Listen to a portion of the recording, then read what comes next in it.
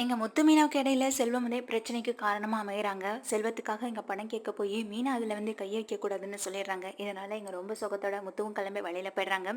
அதுக்கு பிறகு பார்த்தீங்கன்னா, எங்க வந்து மனோஜ் வந்துட்டு தன்னுடைய செக்யூரிட்டிக்காக ஒரு ஆள வந்துட்டு அப்பாயின்ட்மென்ட் பண்ணியிருக்காரு. அவங்களும் வந்துட்டு எங்க முத்து அவங்களும் வந்து எங்க ரோஹிணிக்கும் அதே நேரம் நம்ம மனோஜுக்கும் ரொம்ப பிடிச்சு போனதுனால, இவரால எந்த பிரச்சனையும் வராது. இவர் நல்லா பார்த்துப்பாருன்னு சொல்லி அவரே அப்பாயின்ட்மென்ட் பண்றாங்க. ஆனா, அவர் ஏகப்பட்ட செலவுகள இங்க வந்துட்டு மனோஜுக்கும் வைக்கிறாரு. இதெல்லாம் போயிட்டு இருக்க நேரத்துல, இங்க வந்து ரோஹிணி என்ன பண்றாங்கன்னா, ரூ. 1,00,000 ரொம்ப அவசரமா பணம் தேவைப்படுது மனோஜ். எனக்கு நீ பணம் குடுக்க முடியுமா? என் ஃப்ரெண்டுக்குன்னு சொல்றாங்க. அப்படி எந்த ஃப்ரெண்டு உன்கிட்ட இருந்து ரூ. 1,00,000 பணம் கேட்கறாங்கன்னு சொல்லி கேட்கும்போது, இப்ப என்ன? நான் அந்த பணத்த வாங்கி என்ன செய்ய போறேன்? என்னுடைய தனிப்பட்ட செலவுக்காக கேட்கிறேன். என்னுடைய ஃப்ரெண்டுக்காக தானே கேட்கிறேன்னு சொல்லும்போது, அதுதான் ரோஹிணி நானும் கேட்கிறேன். அப்படி உனக்கு தெரிஞ்ச ஃப்ரெண்ட் யார் இருக்கா? முதல்ல நீ அத சொல்லு அப்படின்னு கேட்கறாங்க எங்க மனோஜும். இப்ப என்ன என் மேல சந்தேகப்படுறியா? அப்படின்னு சொல்லி கேட்க, நான் சந்தேகம்லாம் படல. ஆனா எனக்கு தெரிஞ்ச வரைக்கும் வித்யாவ தவிர உனக்கு வேற எந்த ஃப்ரெண்டும் வந்து நான் பார்த்தது கிடையாது. எந்த ஃப்ரெண்டுகிட்டயும் நீ அதிகமா பேசினது கூட கிடையாது. அப்படி இருக்கப்போ திடீர்னு ரூ. 1,00,000 கேட்கறியே, அதனால தான் கேட்டேன். எந்த ஃப்ரெண்டுன்னு சொல்லு அப்படின்னு சொல்லி கேட்கறாங்க. அதுக்கு இங்க ரோஹிணி சொல்ல தயங்கிட்டு இருக்க உடனே இங்க மனோஜ் சொல்றாங்க, என்ன ரோஹிணி அந்த பணத்துல இருந்து என்னைய கூட கைய வைக்க கூடாதுன்னு சொல்லிட்டு இப்போ நீ தான் அடிக்கடி அந்த பணத்துல இருந்து ரூ. 1,00,000 கேட்டுக்கிட்டே இருக்க. இப்படி அதுலேருந்து பணத்தை எடுத்துட்டே இருந்தா நம்ம பிஸ்னஸ்க்கு என்ன பண்ண முடியும்? என்னையே எடுக்கக்கூடாதுன்னு சொல்லிட்டு இப்போ நீயே கேட்டா என்ன அர்த்தம் சொல்லுன்னு சொல்லும்போது, என் ஃப்ரெண்டு வந்து கேட்குறா, நான் என்கிட்ட இருக்கும்போது இல்லைன்னா சொல்ல முடியும்னு சொல்லும்போது, ஆமாம் நீ தான் பார்லரில் தனியாக வந்துட்டு சம்பாதிச்சிட்டு இருக்கல, அந்த பணத்துலேருந்து எடுத்து கொடுக்க வேண்டியதுன்னு மாதம் 50,000க்கு மேலேயே நீ அந்த பார்லர் மூலமாக உனக்கு வருமானம் வந்துட்டு இருக்கு. அப்படி இருக்கும் பொழுது உன் கையில் கொஞ்சம் கூட காசு இல்லையா ரோஹிணின்னு கேள்வி கேட்க, இங்க உடனே ரோஹிணி என்ன சொல்றதுன்னு தெரியாம தயங்கி நிற்கிறாங்க. சொந்தமாக பார்லர் வச்சிருக்க, அப்போ அதுலேருந்து வர்ற பணத்தில் இந்நேரம் நீ என்னென்னவோ செஞ்சுருக்கலாமே, ஆனால் எப்போதுமே என்கிட்டயே வந்து கேட்டுக்கிட்டு இருக்கே அப்படின்னு சொல்லும்போது, இப்போ என்ன அவசரத்துக்கு உங்ககிட்ட வந்து கேட்டது ரொம்ப பெரிய தப்பாக போயிடுச்சு, அவ்வளோதானே, இனிமேல் உங்ககிட்ட நான் எதுவுமே கேட்க மாட்டேன்னு சொல்லிட்டு ரொம்ப கோவமாக போக, உடனே மனோஜ் சமாதானப்படுத்துறதுக்காக ரோஹிணி பின்னாடியே ஓடுறாங்க. நான் அதுக்கு சொல்ல வரல ரோஹிணி அப்படின்னு சொல்லிட்டு இங்கே பக்கத்தில் போக, இப்போ என்ன இப்போ எனக்கு பணம் கொடுக்க முடியாது அப்படி தானன்ற மாதிரி கேட்குறாங்க. சரி நான் தர்றேன் தர்றேன்னு சொல்லிட்டு நான் மனோஜ் ஒத்துக்கிடேன். ஒரு வழியாக எங்கள் ரோஹிணி வந்துட்டு, அப்பாடா மனோஜ் எப்படியோ ஒத்துக்க வச்சாச்சு, இதுக்கப்புறம் எப்படி நம்ம வந்துட்டு இதுலேருந்து சிக்காமல் மாட்டிக்கிறாமல் தப்பிக்கிறதுன்றதை பார்க்கணும்.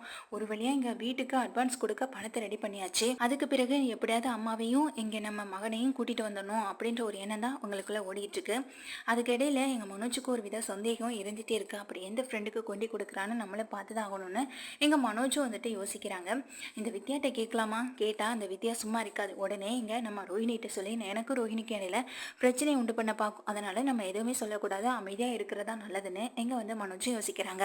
இதெல்லாம் போயிட்டு இருக்க நேரத்துல தான் எங்க விஜயா வீட்டில் இருக்கிறதுனால, அதே நேரம் ஸ்ருதி மீனா 2 பேருமே வீட்டில் இருக்கிறதுனால 2 பேருமே ஃபைட் பண்ற மாதிரி நடிச்சிட்டு இருக்காங்க. இதெல்லாம் பார்த்த விஜயா இங்க ஒன்று ஸ்ருதிக்கு சப்போர்ட்டா மீனாவை எதிர்த்து கேள்வி கேட்க, என்னத்தை பண்ண சொல்றீங்க? என்னால் என்ன செய்ய முடியுமோ அதை தான் செஞ்சிருக்கேன். இவங்களுக்கு எதுவும் வேணும்னா இவங்களை செஞ்சுக்க சொல்லுங்க, அப்படி இல்லைன்னா நீங்க செஞ்சு கொடுங்க.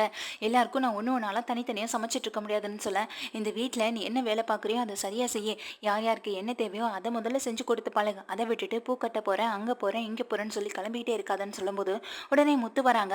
அதை எப்படி நீங்கள் சொல்லலாம்? இங்கே நான் பழகுரலில் வேலைக்கு போக வேண்டாம்னு என்னால் சொல்ல முடியுமா? இல்லை நீங்கள் சொல்லி பாருங்க பழகுரல் என்ன சொல்லுதுன்னு பார்க்கலான்னு சொல்லும்போது, பழகுரல் உடனே சொல்கிறாங்க, என்னை எப்படி ஆண்டி சொல்லிட முடியும்? எனக்கு பிடிச்ச வேலையை நான் பார்க்குறேன், எனக்கு பிடிச்ச வேலையை நான் பார்த்துட்டு இருக்கும்போது யார் என்ன சொன்னாலும் நான் கேட்க மாட்டேன். எனக்கு என்ன தோணுதோ அதை தான் நான் செய்வேன். என்ன ஆண்டி நீங்கள் சொல்லிடுவீங்களான்னு சொன்னாலும் நான் கேட்க போகிறதில்ல, அப்புறம் ஏண்டி என்கிட்ட அதை வந்து சொல்ல போகிறீங்க அப்படின்னு நீங்கள் வந்து விஜயாவை பார்த்து கேள்வி கேட்க, பார்த்தீங்கல்ல இந்த பழகுறகள்கிட்ட நீங்கள் வாயை கொடுத்துட்டு தப்பிக்க முடியுமா? அது நியாயமாக தானே பேசுது, அதுக்கு பிடிச்சதை அது செஞ்சுட்ருக்கு. அதே போல் தான் எங்கள் மீனாவுக்கு பிடிச்சதை மீனா செஞ்சிட்ருக்கா. மீனா அமைதியாக இருக்கா அப்படின்றதுக்காக என்ன வேணாலும் சொல்லலாம், என்ன வேணாலும் செய்யலான்னு மட்டும் நினைக்காதீங்க. உங்களுக்கு என்ன தேவையோ அதை நீங்கள் செஞ்சுக்கோங்க. அப்படி இல்லையா எங்கள் பழகுறலுக்கு என்ன தேவையானதோ கேட்டு செஞ்சு கொடுங்க. எல்லாருக்கும் எல்லாத்தையும் செஞ்சு கொடுக்கறதுக்கு இது ஒன்றும் ஹோட்டலும் கிடையாது, இங்கே மீனா ஒன்றும் பேரரும் கிடையாது, சரியா அப்படின்னு சொல்லிட்டு எங்கள் மீனாவை பார்க்குறாங்க. இங்கே பாரு மீனா, எங்கள் பழகுறல் எப்படி அம்மா கிட்ட தைரியமாக பேசுதோ அதே போல் நீயும் பேச பாரு. அதை விட்டுட்டு இப்படி அமைதியாகவே இருந்துகிட்டே இருந்தனா அவங்க இப்படி தான் உன்னை அடிமைப்படுத்திட்டே இருப்பாங்க. நீ எங்கே கிளம்பணுமோ அங்கே கிளம்பி போ மீனா அப்படின்னு சொல்லிடுறாங்க. இங்கே மீனா வந்துட்டு கிளம்பிட்டு இருக்காங்க. மீனா கிட்ட போய் பண விஷயமா திரும்ப பேசுவோமா, இல்லை பேசினா அவள் கோவப்படுவாளே அப்படின்னு நினச்சிட்டு இங்கே வந்து முத்து யோசனையிலே அமைதியாக ஹாலில் வந்து உட்காந்துடுறாங்க. அப்போ தான் எங்கள் ஸ்ருதியோட ஃபோன் அடிச்சிட்டே இருக்கு. ஸ்ருதி வந்துட்டு ரொம்ப கோவமாக இருக்கிற மாதிரி மீனா கிட்ட காட்டிட்டு போகிற மாதிரி ரொம்ப கோவத்தோட உள்ள போக, பார்த்திலடா எங்கள் ஸ்ருதி பொண்ணை இப்படி நீங்கள் கஷ்டப்படுத்துறீங்களே, இந்த வீட்டுக்கு வாழ வந்த மருமகளை இந்த அளவுக்கு கஷ்டப்படுத்தலாமான்னு சொல்லிட்டு இருக்கேன். கீழே வந்துட்டு மீனா போகிறதுக்காக பூவெல்லாம் எடுத்துட்டு இருக்காங்க. சரி நம்ம மீனா பின்னாடியே போவோம், அவள்கிட்ட போய் போய் திரும்ப கேட்டு பார்க்கலான்னு இங்க முத்து வேற உட்காந்துட்டு இருக்கேன். எங்க ஸ்ருதியோட ஃபோன் அடிச்சுட்டே இருக்கு. ரிங் ஆகிட்டே இருக்கும் பொழுதுதான், யார் இது, ஃபோன் வந்துட்டே இருக்கு, ஸ்ருதிமா ஸ்ருதிமா அப்படின்னு சொல்லிட்டு கூப்பிடுறாங்க. இதோ இருங்க ஆண்டி நான் வரேன், கொஞ்சம் ட்ரெஸ் சேஞ்ச் பண்ணிட்டு இருக்கேன் அப்படின்னு சொல்றாங்க. உனக்கு ஃபோன் வந்துட்டே இருக்குமான்னு சொல்லும்போது, அட்டன் பண்ணி யாருன்னு பேசுங்க ஆண்டி, எப்படியும் அங்கே நம்ம ஸ்டுடியோலேருந்து தான் ஃபோன் பண்ணுவாங்க, இன்னும் 5 நிமிஷத்துல வந்துடுறேன்னு சொல்லுங்க ஆண்டி அப்படின்னு சொல்லிட்டு எங்க ஸ்ருதி ஃபோன் அட்டன் பண்ண சொல்றாங்க. ஸ்ருதி ஃபோன் அட்டன் பண்ண சொன்ன உடனேயே ஹலோ அப்படின்னு சொல்லிட்டு எங்க ஃபோனை எடுக்கிறாங்க. ஹலோன்னு சொல்றதுக்கு முன்னாடி என்ன பண்றாங்கன்னா, அங்க சீதா தான் ஃபோன் பண்ணியிருக்காங்க. ஹலோ ஸ்ருதி, நான் தான் சீதா பேசுறேன். நீங்க ஹாஸ்பிட்டல்ல வாடகை விஷயமா கேட்டிருந்தீங்கல்ல, அதை பத்தின விஷயத்தை பத்தி சொல்றதுக்காக தான் உங்களுக்கு ஃபோன் பண்ணியிருக்கேன். 2 பேர் கிடைச்சிருக்காங்க, நீங்க வேணா பாருங்க, உங்களுக்கு சாட்டிஸ்ஃபையா இருந்தா சொல்லுங்க அப்படின்னு சொல்லியிருக்காங்க. சொன்ன உடனே எங்க உடனே விஜயாவுக்கு பயங்கரமான ஒரு கோவம் வருது. எந்த ஒரு வார்த்தையுமே விஜயா எங்க சீதா கிட்ட பேசாம உடனே போனை கட் பண்ணிடுறாங்க. ஸ்ருதி ஸ்ருதின்னு ரொம்ப கோவமா கூப்பிட, என்ன அம்மா இப்படி கோவப்படுறாங்களேன்னு சொல்லிட்டு எங்க முத்துவும் சரி மீனாவும் சரி திரும்பி பாக்குறாங்க. அப்பதான் ரவி வீட்டுக்குள்ளே என்ட்ரி ஆகுறாங்க. ரவி காலையிலையும் கிளம்பி தன்னுடைய ஃப்ரெண்டை பார்க்க போனவர், அடுத்து நம்ம ஹோட்டலுக்கு வேற போகணுமேன்னு சொல்லி ரொம்ப அவசரமா கிளம்பி வீட்டுக்கு வராரு. அப்பதான் எங்க அம்மா தன்னுடைய மனைவியை கோவமா கூப்பிட்டு இருக்கதை பார்த்துட்டு, என்னம்மா என்னாச்சு, ஸ்ருதிகிட்ட எதுக்காக இவ்வளவு கோவமா கூப்பிடுறீங்க அப்படின்னு சொல்லும்போது, ஸ்ருதி ட்ரெஸ் சேஞ்ச் பண்ணிட்டு இங்க வெளியில வராங்க. என்ன ஆண்டி, நான் தான் ட்ரெஸ் சேஞ்ச் பண்ணிட்டு இருக்கேன்னு சொன்னல, அதுக்குள்ள என்ன அவசரம் அப்படின்னு சொல்லி கேட்க, எனக்கு என்ன அவசரம், எனக்கு எந்த அவசரமும் இல்லை. ஆமா, நீ ஹாஸ்பிட்டல் போனியா அப்படின்னு கேட்குறாங்க. என்ன ஹாஸ்பிட்டல் அப்படின்னு கேட்க, எதுவுமே தெரியாத மாதிரி நடிக்காதம்மா, எதுக்கு ஹாஸ்பிட்டல் போனேன், எதை பற்றி விசாரிக்கிறதுக்கு ஹாஸ்பிட்டல் போனேன் அப்படின்னு கேட்கும்போது எங்கள் ஸ்ருதி உடனே பார்க்குறாங்க. ஸ்ருதி எங்கள் ரவியை பார்க்க, என்ன ஸ்ருதி அப்படின்னு எங்கள் ஸ்ருதியை கேட்க, உனக்கு தெரியுமா இல்லை நீ தெரியாத மாதிரி நடிக்கிறியாடான்னு எங்கள் ரவிகிட்ட கேட்க, ஸ்ருதி பார்த்துட்டே இருக்காங்க. உன்னதாம்மா கேட்குறேன், ஏன் உனக்கு குழந்தை பெற்றுக்க முடியாதா, உன் உடம்புல எதுவும் குறை இருக்கா, அதனால தான் நீங்கள் வாடகை தாய் மூலமாக குழந்தை பெற்றுக்கணும்னு முடிவெடுத்திருக்கேன்னு கேள்வி கேட்க, போதும் நிறுத்துங்காண்டி, குழந்தை பெற்றுக்க இங்கே முடியாதனாலெல்லாம் நான் யாரையும் தேடி போகலை, என்னாலையும் குழந்தை பெற்றுக்க முடியும், ஆனால் எனக்கு அதில் விருப்பம் இல்லை, அதனால தான் நான் வெளியில் அரேஞ்ச் பண்ணியிருக்கேன் அப்படின்னு சொல்கிறாங்க. என்னம்மா வெளியில் ஏதோ பெரிய ஏதோ அரேஞ்ச் பண்ண மாதிரி குழந்தை பெற்றுக்கிறதுக்கு அரேஞ்ச் பண்ணியிருக்கேன்னு சொல்கிறேன், இதை பற்றி வீட்டில் இருக்க பெரியவங்க கிட்ட பேசணும்னு உனக்கு தோணாதான்னு சொல்லி எங்க விஜயா கேட்க, அதுக்கு உடனே நீங்கள் ஸ்ருதி சொல்கிறாங்க, இந்த வீட்டில் முத்துமீனா தான் இருக்காங்க, அவங்களுக்கு பிடிச்சதை தானே செய்ய போகிறாங்க, அதுக்கு மாமாவே அதுக்கு அங்கள் கூட சரின்னு சொல்லிட்டாங்க. ஆமாம், அவங்க 2 பேரும் ஒரு குழந்தையை தத்தெடுத்து வளர்க்குறதுக்கு அங்கள் அதுக்கு சரின்னு தானே சொன்னாங்க. இப்போ நீங்கள் இந்த விஷயத்தில் முடியாதுன்னு சொல்கிறதுக்கு எதுவுமே இல்லையே, அவங்க செஞ்சா சரி, நான் செஞ்சா தப்பான்னு சொல்லும்போது, எதுக்காக ஸ்ருதி இப்போ எங்களை பற்றி நீங்கள் பேசுகிறீங்க, இது எங்களுடைய தனிப்பட்ட விருப்பம்னு சொல்லும்போது, அதை தான் மீனா நானும் சொல்கிறேன், அவங்களுடைய தனிப்பட்ட விருப்பத்தில் யாரும் தலையிடக்கூடாது, இது எனக்கும் ரவிக்குமான விஷயம், இதை நாங்களே முடிவு பண்ணிப்போம், இதில் நீங்கள் ஏன் தலையிடுறீங்கன்னு சொல்லி விஜயாவை கேட்க, என்னம்மா பேச்சு பேசுகிறேன், இந்த வீட்டுக்கு பெரியவங்க நாங்கள், பெரியவங்க கிட்ட எதை கேட்டு முடிவெடுக்கணுன்றது கூட உனக்கு தெரியாதாம், அதுவும் இல்லாமல் பெரிய இடத்துலேருந்து வந்த பொண்ணு நீ வேற, இப்படிப்பட்ட ஒரு முடிவை நீ எடுக்கலாமா, உங்கள் வீட்டில் இதெல்லாம் ஒத்துப்பாங்களான்னு சொல்லும்போது, இதில் நான் யாரை பற்றியும் யோசிக்கிறதுக்கான நிலைமையில இல்லை, எங்கள் அம்மா அப்பாவே சொன்னாலும் அதை கேட்க போகிற சுச்சுவேஷனில் நான் கிடையவே கிடையாது, எங்கள் ரவியும் நானும் சேர்ந்து எடுக்கிற முடிவு மட்டும்தான் சொல்லும்போது, என்னடா ரவி இதுக்கு நீயும் சம்மதம் சொல்லிட்டியான்னு கேட்க, எங்கள் ரவி எதுவுமே பேச முடியாமல் அப்படியே தடுமாறி நின்றுட்டு இருக்கேன். எங்கள் அண்ணாமலை பார்க்குறாங்க, நீங்களே ஒரு நியாயத்தை சொல்லுங்க அங்கிள், நான் செய்கிறது சரியா இல்லையா அப்படின்னு கேட்டுட்டு எல்லாத்தையுமே சொல்ல, இதை கேட்ட அண்ணாமலைக்கு என்ன சொல்றதுன்னு கூட தெரியல. இங்க உடனே விஜயாவுக்கு மீனா மேலையும் முத்து மேலையும் பயங்கரமான கோவம் வருது.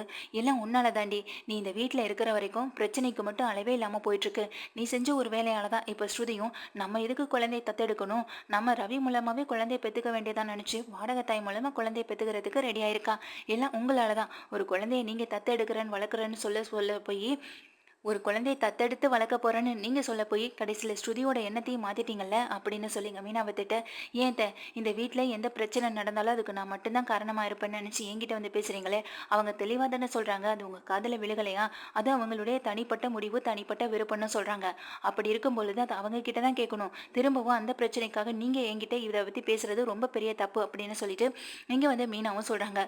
மீனாவை பார்த்துட்டு இங்க பக்கத்துல விஜயா முறைக்க, என்னடி என்ன ஓவரா பேசிக்கிட்டு இருக்க, நீ பண்றது எதுவுமே சரியா இருக்க மாட்டுது, இந்த வீட்ல இருக்கிற ஒவ்வொரு நாளும் ஒவ்வொருத்தவங்களுக்கும் ஒரு கஷ்டத்தை கொடுத்துட்டு மட்டுமே தான் இருக்க, இதுக்குதான் நான் அப்பவே சொன்னேன்னு சொல்லிட்டு எங்க அண்ணாமலையை பார்க்க, அண்ணாமலை விஜயா ஒரு நிமிஷம் நீ இரு, இங்க முத்து மீனா எடுத்திருக்கிறது அது வேற முடிவு, ஆனா அதுக்காக நீ இங்க இவங்களை கேள்வி கேட்கறது ரொம்ப பெரிய தப்பு, இந்த வீட்ல இவங்களும் ரொம்ப சின்ன பசங்க கிடையாது, அவங்களுக்கு என்ன தேவைன்றதை பார்த்து அவங்களும் முடிவு பண்ற அளவுக்கு வளர்ந்துட்டாங்க, அப்படிப்பட்டவங்க கிட்ட கேள்வி கேட்கணும்னா நீ அவங்க கிட்ட தான் கேட்கணும், அது எல்லாத்துக்கும் காரணம் இவங்க தானே சொல்லி இங்க முத்து மீனாவை நிக்க வச்சு கேள்வி கேட்கறது ரொம்ப ரொம்ப பெரிய தப்புன்னு விஜய் கிட்ட சொல்ல அது இல்லைங்க அப்படிங்கிறாங்க. போதும் நிறுத்து, இந்த விஷயத்தை பற்றி நானே பேசிக்கிறேன்னு சொல்லிட்டு இங்கே உடனே ஸ்ருதிகிட்டே ரவிகிட்டையும் கேட்குறாங்க அண்ணாமலை.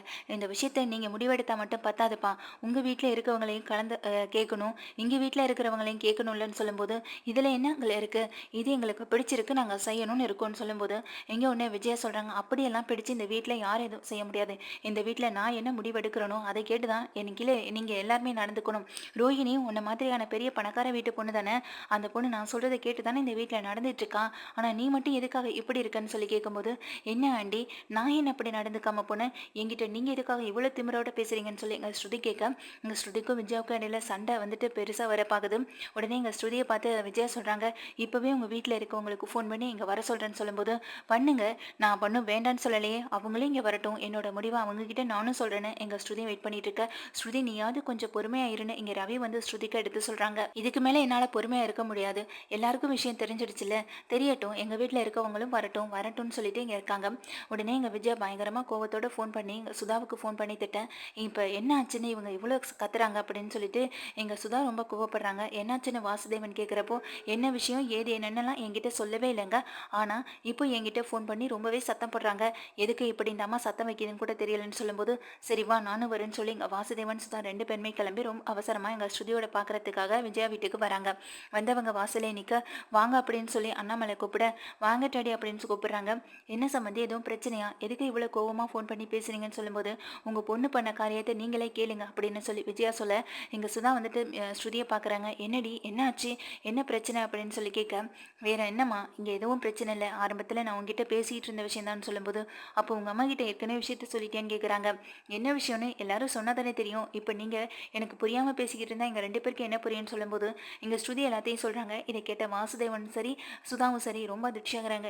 என்னடி, என்ன இதெல்லாம், இப்படியெல்லாம் யாரும் பயந்துக்கிட்டு மற்றவங்க மூலிமா குழந்தை பெற்றுக்கணும்னு நினைப்பாங்களா, இது உன்னோட வாழ்க்கடி அப்படின்னு சொல்லும்போது, என்னுடைய வாழ்க்கையை எப்படி வாழணுன்றது எனக்கு தெரியும், அதை எங்கள் விருப்பப்படி வாட்டத்துக்கு விடுங்களேன், இதில் ஏன் ஆளாளுக்கு ஒரு கருத்து சொல்கிறேன்னு சொல்லி எங்களை கஷ்டப்படுத்திட்டு இருக்கீங்க நீங்கள் ஸ்ருதியும் கேள்வி கேட்க, ஸ்ருதி எல்லாரும் உங்கள் நல்லதுக்காக தானே சொல்கிறாங்க நீங்கள் மீனா கேட்க, மீனா தயவு செஞ்சு என்னோட பிரச்சனையில் நீங்களும் தலையிடாதீங்கன்னு சொல்லும்போது, இங்கே உடனே முத்து சொல்கிறாங்க, மீனா நீ கொஞ்சம் அமைதியாயிரு அப்படின்னு சொல்லி எங்கள் மீனாவோட வாய் அடைக்க, இங்கே உடனே விஜயா பார்க்குறாங்க, எல்லாம் நிற்கிறாள் இவளால தான் சொல்லும்போது, போதும் இதுக்கப்புறம் எங்கள் மீனாவை பற்றி யாரும் ஏதாவது பேசுனீங்கன்னா அப்புறம் நடக்கிறதே வேறன்னு சொல்லி எங்கள் முத்து வந்துட்டு ரொம்பவே சத்தம் போட, இங்கே உடனே அண்ணாமலை சொல்கிறாங்க, இங்கே பாருங்கள் இதுக்கு காரணம்லாம் யாரும் எதுவும் கிடையாது அப்படின்னு எங்கள் அண்ணாமலை சொல்ல, உடனே ஸ்ருதியும் சொல்கிறாங்க, ஆமாம் மம்மி, இது நானும் ரவியும் சேர்ந்து எடுக்கிற முடிவு, இந்த முடிவில் தலையிடுறதுக்கு யாருக்கும் உரிமை இல்லைன்னு எங்கள் ஸ்ருதியும் சொல்ல, உடனே விஜயா கோவப்பட்டு சொல்கிறாங்க, இப்படிப்பட்ட ஒரு பொண்ணை எங்கள் வீட்டுக்கு அனுப்பணும்னு அப்படியே விட்டா போதுன்னு தானே இருந்தீங்க, அதனால தான் இப்போ வரைக்கும் கூட அவங்க அப்பா வந்து கூட பார்க்கல, இப்போ பிரச்சனைன்னு ஒன்று சொன்னதுக்கு பிறகு தான் இப்படி ஓடி வந்திருக்காருன்னு சொல்லும்போதும்,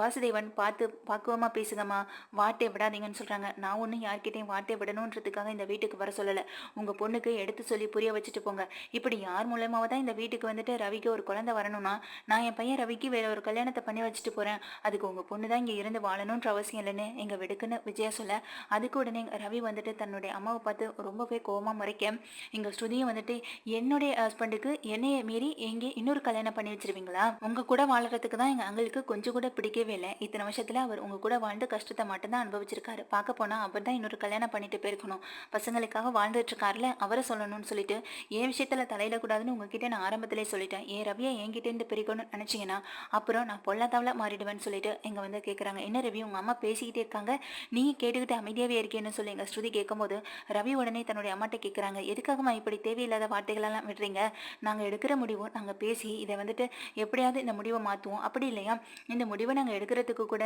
இது வந்துட்டு எங்களுடைய தனிப்பட்ட விருப்பம் தானே, இதில் நீங்கள் எதுக்காக இப்படிப்பட்ட ஒரு வார்த்தையை விடுறீங்கன்னு சொல்லும்போது, என்ன சம்மந்தி இதெல்லாம் எங்களை கூப்பிட்டு வச்சு அசிங்கப்படுத்துறீங்களா, என் பொண்ணோட வாழ்க்கையை இப்படியே உங்கள் பொண்ணை கூட்டிகிட்டு போங்கன்னு சொல்கிறீங்களான்னு சொல்லும்போது, உங்கள் பொண்ணு இந்த வீட்டில் இருந்து எல்லாரையும் அதிகாரம் பண்ணதெல்லாம் போதும், இதுக்கப்புறமும் இங்கே இருந்து யாரையும் கஷ்டப்படுத்த வேண்டாம், என்னுடைய ரவிக்கு நான் சொன்ன மாதிரி வேற ஒரு நல்ல பொண்ணாக பார்த்து நான் கல்யாணம் பண்ணிக்கிறேன் அப்படின்னு சொல்கிறாங்க. இதை கேட்ட ஸ்ருதி ரொம்ப கோவப்படுறாங்க, நீ சொன்னேன்னு உங்கள் வீட்டில் வந்து நான் இவ்வளோ நாள் இருந்தல ரவி, எனக்கு இதுவும் வேணும் தான் அப்படின்னு சொல்லும்போது எங்கள் விஜயா பயங்கர கோவத்தோடு இருக்கா. உடனே அண்ணாமலை சொல்கிறாங்க, கோவத்தில் என்ன பேசுகிறோன்னு தெரியாமல் பேசிக்கிட்டு இருக்கா விஜயா, நம்ம வீட்டுக்கு வாழ வந்த பொண்ணை இப்போ அப்படியே அவங்க வீட்டுக்கு அனுப்பணும்னு நினச்சிட்டு இருக்கேன்னு சொல்லும்போது, நான் அதுக்காகலாம் சொல்ல வரலங்க, இந்த வீட்டில் இவ சந்தோஷமாக இங்கே ரவி கூட வாழணும்னா எடுத்த முடிவுலேருந்து கொஞ்சமாவது பின்னாடி தள்ளி வரணும், ஆனால் அதே இடத்துல நின்றுட்டு இருக்காளே அப்படின்னு சொல்லி ஸ்ருதியை கேள்வி கேட்க, அதுக்காக தானே நாங்கள் வந்திருக்கோம், எங்களை அதுக்காக தானே ஃபோன் பண்ணி வர சொன்னீங்க, ஃபோன் பண்ணி வர சொன்னது மட்டும் இல்லாமல் எங்கள் முன்னாடி எங்கள் பொண்ணை பற்றி இப்படியெல்லாம் பேசுகிறது எங்களுக்கு ரொம்ப கஷ்டமா இருக்காதா? இன்னொரு தடவை என் பொண்ண பார்த்து இப்படியெல்லாம் பேசாதீங்க. ஸ்ருதி, நீ எடுத்த முடிவு ரொம்ப பெரிய தப்பு. அத நாங்க என் பொண்ணுக்கு எடுத்து சொல்லி புரிய வச்சுக்கிறோம்னு சொல்லிட்டு எங்க ஸ்ருதிய பார்த்தும், விஜயாவ பார்த்தும் சொல்றாங்க. நான் எடுத்த முடிவுலேருந்து மாறப் போறதே இல்லன்னு ஸ்ருதி நிக்க, ஸ்ருதிய கைய பிடிச்சு இழுத்துட்டு ரூமுக்கு போறாங்க. ரூமுக்கு போயிட்டு அவங்க அம்மா வந்துட்டு எவ்வளவோ எடுத்து சொல்லி புரிய வைக்க பார்க்குறாங்க. ஆனா ஸ்ருதி வந்துட்டு அத ஏத்துக்கிற மாரியே இல்ல. மம்மி, இதுல வந்துட்டு என்னைய கம்பல் பண்ணவே பண்ணாதீங்கன்னு சொல்ல, இங்க ஒரு வழியா சமாதானப்படுத்தி ஸ்ருதிய வந்துட்டு வாய மூடி இருக்க வைக்கிற மாரி பேசி வெளியிலயும் கூட்டிட்டு வராங்க. இங்க பாருங்க சம்மந்தி, இன்னொரு தடவை எங்க பொண்ணு எங்க ஸ்ருதியால எந்த பிரச்சனையும் வராது. ஆனா இதுக்கப்புறமும் நீங்க என் பொண்ண ஏதாவது கஷ்டப்படுத்துனீங்க அப்படின்னாலோ, இல்ல ஏதாவது ஒரு வகையில பேசுனீங்க அப்படின்னாலோ நடக்கிறதே வேறன்னு எங்க சுதா சொல்ல உடனே வாசுதேவன் சொல்றாங்க, இவ்வளவு நாளா ஸ்ருதி இந்த குருவி கூடு மாதிரி இருக்கிற இந்த வீட்டுல வாழ்ந்ததே பெரிய விஷயம். இதுல இவங்க என் பொண்ணை வீட்டோட அனுப்புவாங்களாம். என் பொண்ணு வேணும்னு கூட்டிட்டு போய் ஓடி கல்யாணம் பண்ணது உங்க பையன். உங்க பையன் அப்படி என் பொண்ணை வேண்டாம்னு சொல்லி ஒதுக்கிட முடியுமா? அப்படியே ஒதுக்கிட்டு நீங்க சந்தோஷமா இந்த ஊர்ல இந்த வீட்டுல வாழ்ந்துட முடியுமா? இந்த வாசுதேவன் இருக்கிற வரைக்கும் இது நடக்கவே நடக்காது. என் பொண்ணு ஆசைப்பட்ட வாழ்க்கையா அவ வாழ்ந்துட்டு இருக்கான். அப்படிப்பட்ட வாழ்க்கையை வாழ்றதுக்கு தடையா யாரா இருந்தாலும் நான் சும்மாவே விட மாட்டேன். என் பொண்ணு சொல்றதுல என்ன தப்பு இருக்கு? அவளுக்கு பிடிச்சதை அவ செய்றா. அவ பிடிச்ச மாதிரி தான் இருப்பா. இதுல நான் தலையிடவும் மாட்டேன். இதை பத்தி நான் கேள்வி கேட்கவும் மாட்டேன். இன்னொரு தடவை எங்க வீட்டுக்கு ஃபோன் பண்ணி உங்க பொண்ணு அப்படி பண்ணிட்டா இப்படி பண்ணிட்டான்னு சொல்லி கூப்பிடுற வேலை வச்சுக்காதீங்க. அதுக்கப்புறம் எங்க ஸ்ருதியையும் ரவியையும் நான் எங்க கூடவே கூட்டிட்டு போயிடுவோம். ஏன்னா ஸ்ருதி இங்க இருக்கிறதுனால தானே உங்களுக்கு அவ பண்றது எல்லாமே தவறா தெரியுது. பேசாம நான் எங்க கூட கூட்டிட்டு போயிட்டேன்னா பின்ன எப்படி நீங்க உங்களால குறை சொல்ல முடியும்னு சொல்லிட்டு எங்க வாசுதேவன் வந்து வருத்தெடுக்க, இதை கேட்ட விஜய் அதிர்ச்சியில் அப்படியே பார்த்துட்டு இருக்காங்க. என்னடா ரவி, உன் மாமனார் இப்படி எல்லாம் பேசுறாரு, உன்னையும் சேர்த்து கூட்டிட்டு போயிடுவேன்னு நீ அமைதியா நிக்கிறேன்னு சொல்லும்போது, விஜயா, நீ உன்னுடைய கோவத்தினாலே உன்னுடைய அவசர புத்தினாலே தான் இந்த குடும்பம் ரெண்டா போக போகுதுன்னு ஆரம்பத்துல சொல்லிட்டு இருக்கேன். அதை கேட்டது போலதான் நீ நடந்துட்டு இருக்க. கொஞ்சம் அமைதியா அடக்க உடக்கமா இருக்க மாட்டியான்னு சொல்லி இங்க கேள்வியும் கேட்கறாங்க. இதை கேட்டதுமே விஜயா வந்துட்டு எங்க ஸ்ருதியை பார்த்து மறைக்க, ஸ்ருதி சொல்றாங்க, அப்படிதான் நடக்கும். நீங்க இதே மாதிரி இந்த வீட்டுல பிரச்சனை பண்ணிட்டு இருந்தீங்கன்னா மீனா மாதிரியும் முத்து மாதிரியும் நாங்க ரெண்டு பேரும் அமைதியா இதே வீட்டுல இருப்போம்னு மட்டும் நினைக்காதீங்க. நீங்க பேசுற பேச்சுக்கெல்லாம் அவங்க அமைதியா போகலாம். அவங்க உங்க மேல அக்கறைனால அன்புனால அப்படி இருக்கலாம். ஆனா எனக்கு உங்க மேல அப்படி எந்த ஒரு ஈடுபாடும் கிடையாது. அதை முதல்ல நீங்க புரிஞ்சுக்கோங்க. எனக்கு ரவி மட்டும்தான் முக்கியம். ரவியை என் கூட கூட்டிட்டு போறதுக்கு ரொம்ப நேரம் ஆகாது. அதே நேரம் அவங்களுக்காக மட்டும்தான் நானும் யோசிக்கிறேன் அப்படின்னு சொல்லிட்டு எங்க ஸ்ருதி வந்து ரவியை கையை பிடிச்சு இழுத்துட்டு வா ரவி போகலான்னு சொல்லிங்க கீழே போக, இங்க பாருங்க, இன்னொரு தடவை என் பொண்ணு அப்படி பண்ணிட்டான்னு இந்த மாதிரி ஃபோன் பண்ணி எங்களுக்கு அவசரமா இங்க வர வைக்கிற வேலையெல்லாம் வச்சுக்காதீங்க. எங்களுக்கு ஏகப்பட்ட பிசினஸ் இருக்கு. அதெல்லாம் பாத்துக்கிறதுக்கும் கவனிச்சுக்கிறதுக்கும் நேரமும் இல்லை, ஆளும் இல்லைன்ற ஒரு கவலையில நாங்க இருந்துட்டு இருக்கோம். இப்போ நாங்க ரவியை எங்க கூட கூட்டிட்டு போறதுக்கு கூட தயாரா தான் இருக்கோம். அதுக்கு ஸ்ருதி சரின்னு சொன்னாம இப்பவே நாங்க ரெண்டு பேரையும் எங்க வீட்டுக்கு கூட்டிட்டு போயிடுவோம் அப்படின்னு சொல்லி எங்க மிரட்டாத குறையா விஜயாட்ட சொல்லிட்டு போக, இப்போ உன்னோட அவசர புத்தியால திரும்பவும் நம்ம ரவி நம்ம வீட்டை விட்டு போக போறான், அதுதான் நடக்க போகுதுன்னு சொல்ல, ரவி ஒன்றும் அவ்வளவு சீக்கிரத்துல என்னை விட்டு போயிட மாட்டான்னு சொல்றாங்க. அப்படி வேணா நீங்க மனோஜை மட்டும் நம்பிட்டு இருக்கலாம், ஆனா ரவியை நம்பணுன்ற அவசியம் கிடையாது. ரவி நியாயமான முடிவெடுக்கக்கூடிய ஒரு பையன் அப்படின்னு சொல்லி முத்து சொல்ல, அந்த அதிர்ச்சியில எங்க விஜயா அப்படியே நின்றுட்டு இருக்காங்க. இன்னொரு தடவை எல்லாத்துக்கும் காரணம் மீனா தான் சொல்லி மீனா பக்கம் வந்தீங்க. அதுக்கப்புறம் நடக்கிறதே வேறன்னு எங்க முத்துவும் மீனாவை கூட்டிட்டு போக, இந்த வீட்டுல மருமகளுக்கு இடையில பிரச்சனை வருதோ இல்லையோ, ஆனா உன்னால இந்த வீட்டுல ஒவ்வொரு நாளும் பிரச்சனை மட்டும்தான் வந்துகிட்டு இருக்கு. பார்த்து யோசிச்சு நிதானமா பேசு. எங்க ஸ்ருதி எப்படி என்ன முடிவு எடுக்கணும்ன்றத அவங்க வாழ்க்கையில அவங்கவுங்க தீர்மானிச்சுப்பாங்க. இதுல நீ எந்த முடிவும் எடுக்க வேண்டாம்னு சொல்லும்போது இதுக்கு விஜயா வந்துட்டு அப்படியே கலங்கி போய் நின்றுட்டு இருக்காங்க. எங்க முத்து சொல்ற மாதிரியும் இந்த ஸ்ருதி சொல்ற மாதிரியும் எங்க நம்ம பையனை அப்படியே நம்ம கிட்ட இருந்து பிரிச்சு கூட்டிட்டு போயிடுவாங்களோ அப்படின்னு நினைச்சிட்டு பயத்துல இருந்துட்டு இருக்காங்க. நானும் இப்படியெல்லாம் பேசக்கூடாதுன்னு பொறுமையா போயிட்டு இருந்தா இந்த ஸ்ருதி தன்னுடைய பணக்கார திமிரை இந்த வீட்டுல ஒவ்வொரு நாளும் காட்டிட்டு இருக்காளே, இவளுடைய திமிரை அடக்கணும் நம்ம நினைச்சா இவ அப்பனும் இவ ஆத்தாலும் நம்ம வீட்டுக்கு வந்து கடைசியில நம்மளை அசிங்கப்படுத்திட்டு போறாங்க. என் வீட்டுக்கு வந்து நின்று என் வீட்டு நடு வீட்டுல நின்றுட்டு என்னைய அசிங்கப்படுத்துறாங்களே அப்படின்னு நினைச்சு பயங்கர வெறுப்புல தான் விஜயாவும் இருந்துட்டு இருக்காங்க.